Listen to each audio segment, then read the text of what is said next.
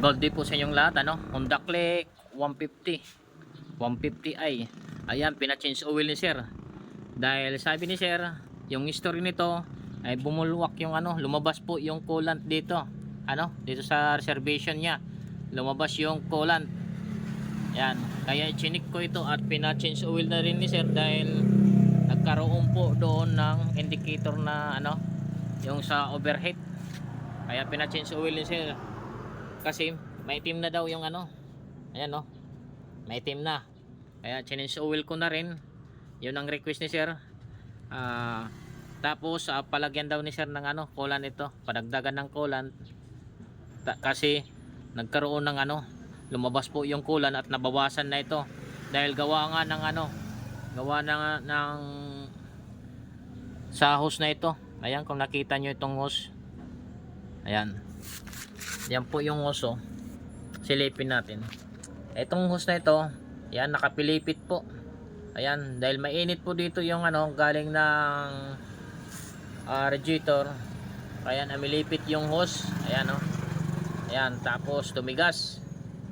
Kaya hindi makadaan yung coolant na galing dito sa reservation. Kung makita nyo, yung hose na yan, galing po yan dito sa ilalim, oh. Nakikita nyo, nandito, sinipin natin. Ayan, yan po yung hose, ano, sa Honda Click 150. Ay, kaya kung may Honda Click 150 ka, i-check mo na ito. Ayan, check mo ito. Dahil baka mangyari to sa inyo,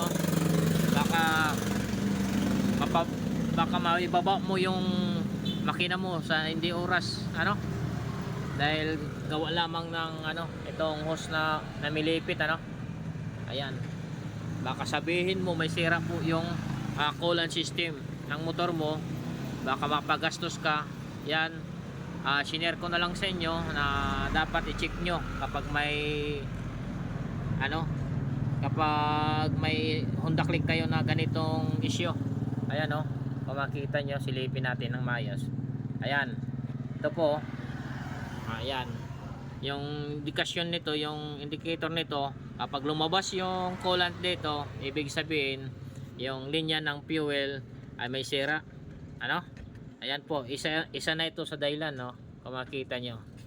Ayan, kaya ito yung nakita kong issue kay sir, ano. Wala akong ibang nakita dahil pinaandar ko itong motor na ito, okay naman. Bali ito lang nakita ko. Ayan, yan po yung issue sa Honda Click. Salamat and God bless sa inyong lahat.